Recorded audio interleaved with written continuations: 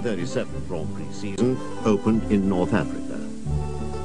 Mussolini had recently proclaimed his fascist empire, and Tripoli was to be his showplace, with a very fast race circuit and buildings to rival the German Nürburgring.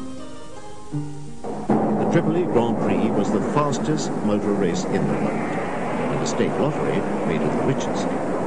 5 Mercedes and 5 auto unions streaked ahead of all the Italian cars. The new W125 Mercedes not only had more power, but the great improvements in the chassis had transformed the handling.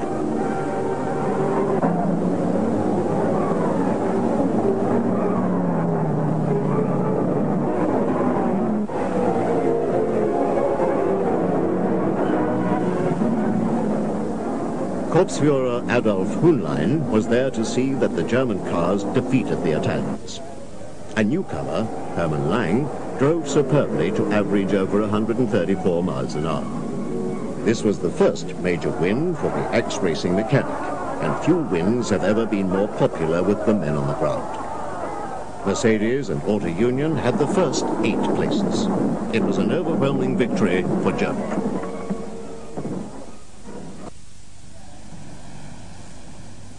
The new Mercedes did not appear again until early in May, when a team was shipped from Europe to North Africa for the Tripoli Grand Prix. The new formula limited the supercharged engines to 3 litres, and the cars were heavier with a minimum weight.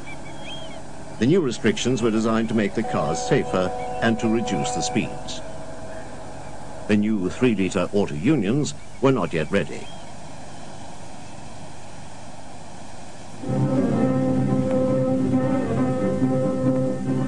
It was no small feat, shipping a Daimler-Benz racing team by boat, but no expense was spared.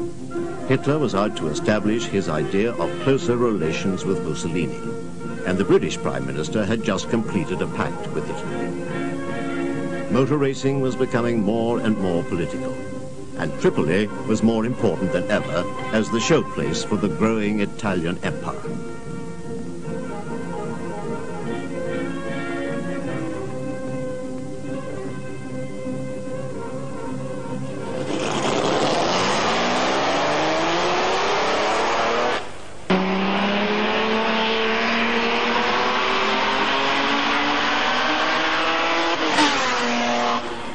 Uhlenhaut faced all the problems of a new, almost untried design, and the African sun thinned the oil, and the heat made fuel consumption a greater problem than ever.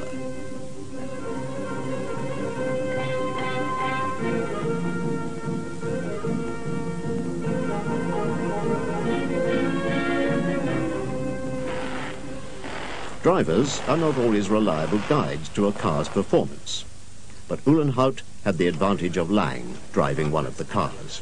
Lang was an experienced racing mechanic and was to play an important part in the development of the 3-litre Mercedes. Seaman had been brought along as a frustrated reserve.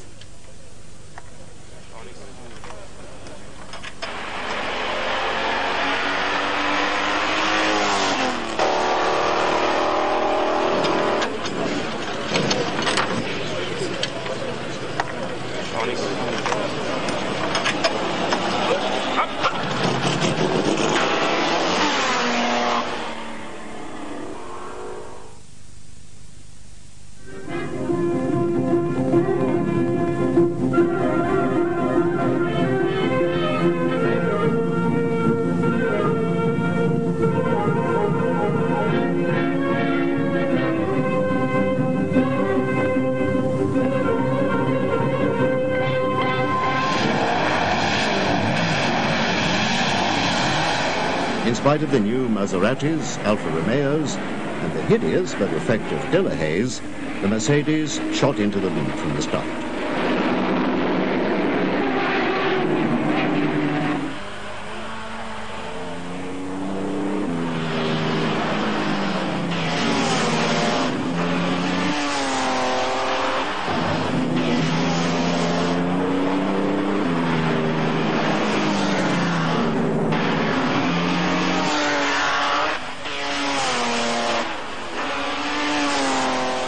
The new cars were extremely thirsty, with only 1 or 2 miles for each gallon of special fuel.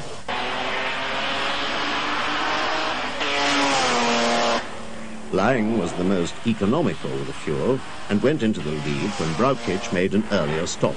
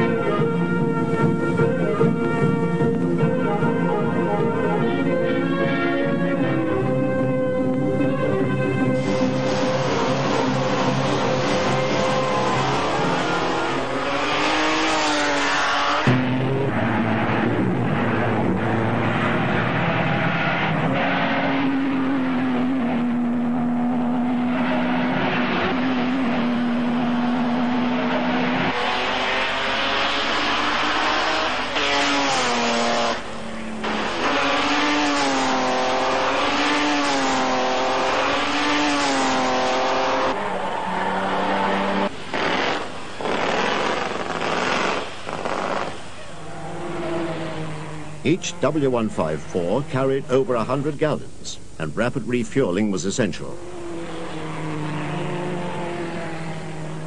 Lang suffered badly with the very corrosive special fuel.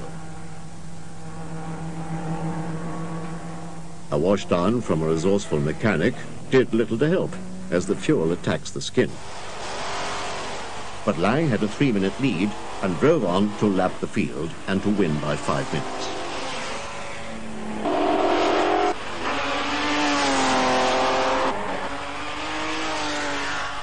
The new cars were almost as fast as the old, and Lang averaged over 127 miles an hour to win. Mercedes were first, second and third.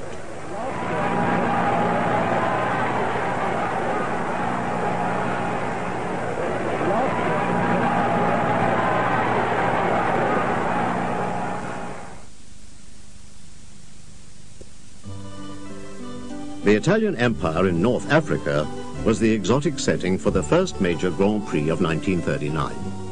An Italian state lottery made the Tripoli Grand Prix one of the richest races in the world, the Corsa dei Milioni, the race of millions. For 4 years, German cars had dominated the event. But this year, the Italians moved the goalposts and excluded the 3-litre Mercedes by limiting the engine size to 1.5 litres, the engine size of many Italian racing cars. But astonishingly, in complete secrecy, Mercedes had reduced to mini Mercedes, the W165.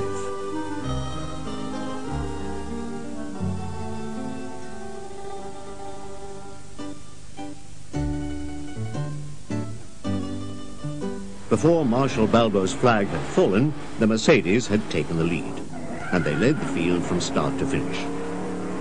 The 28 Italian Alfa Romeos and Maseratis were all left struggling behind.